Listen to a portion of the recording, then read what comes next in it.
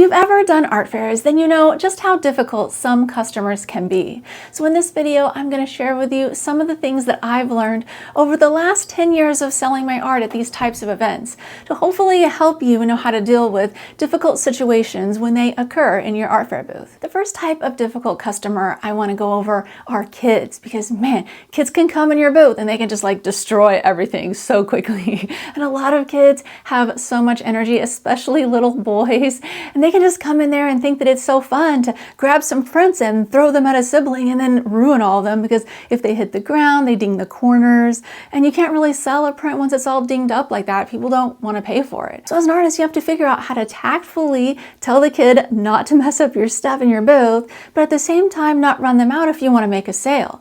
Because for me, I have a big market with families and children, and so I need them to stay in my booth and shop. I don't want to run them away, but I also need them not to damage my things. So what I've learned to do is stand near the print bin. If I see them being very rambunctious, I nicely say, hey, can you please handle my prints more gently? If they get dinged up, I can't sell them, something to that effect. And then I make sure the parent hears me say it, and then I watch them browse more. And if they continue to damage my work, I often will ask them one more time very nicely not to damage my work.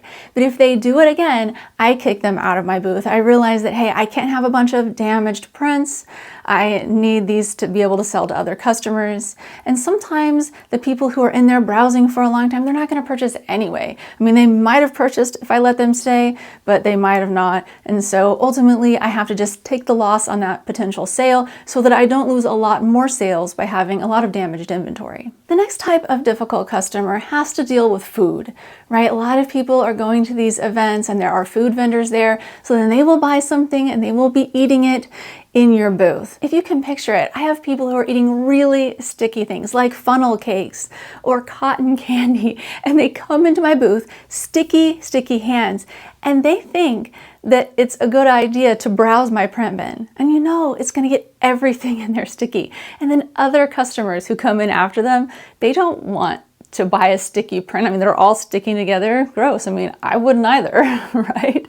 And so these people, though, they don't care. Sometimes they are really rude. If you're like, hey, you're not allowed to have food and browse my print bin at the same time. You can eat the food outside the booth and then come in later.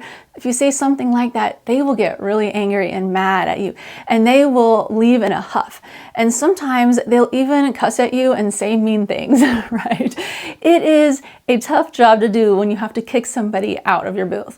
But if it's a kid, an adult, anybody, and they have food in my booth and it's endangering my artwork on the walls or my print bin, they are immediately kicked out. I don't care. I try to be nice about it, but they gotta go. I don't want to ruin my artwork for the next people who are going to be purchasing. As a rule of thumb, if you are having to kick somebody out of your booth, just be very nice about it, but also be stern and be willing to stand up for yourself, because nobody else is going to stand up for you at these events other than you. And if you have a serious problem, like someone getting really angry or violent in your booth, which I never have had occur in my booth, but if something like that happens, usually there are security guards at these events, so get somebody from the event, a security person, to come over and help you.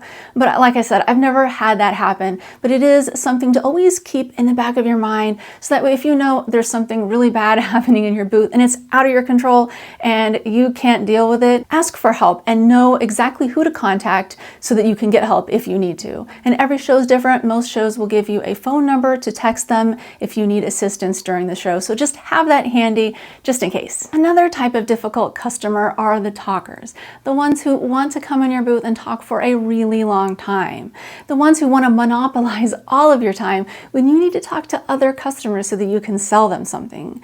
Now, it's hard to tell who these customers are when they first come in your booth, because everybody you want to talk to, and I enjoy talking to my customers, I enjoy hearing stories about their pets and things like that and telling them stories about mine. It's super fun.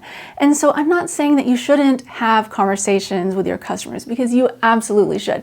But the thing is, if your booth is really busy, right? Let's say you have 20 people in there and you have one person that's completely monopolizing your time, you are definitely losing out on sales by not being able to greet and have short conversations with those other customers. That's why it's important to be able to recognize this when someone is monopolizing your time and they probably aren't going to buy anything, or even if they are, if you're not able to talk to your other customers, it's not a good thing for you at the show. So what I like to do in this situation is just very nicely and politely tell them, hey, I have to go greet these other customers. It was really nice talking with you, and here's my business card. Maybe you can follow me on social media and we can continue this chat through there. This way they can continue their conversation with you at some point in the future. You're not like shutting a door, you're not kicking them out of your booth or anything like that, but you are setting boundaries, and that way they realize that, you have to talk to other people. You can't only devote your time to them. Another type of difficult person you're likely to encounter is someone saying negative things about your artwork. Like maybe this is too expensive, or what a scam, or something like that when it comes to your pricing strategy. Because some people, no matter how cheaply you have your things priced, will always think it's too high. They might not understand what original artwork is worth, how much time you put into it, or anything like that.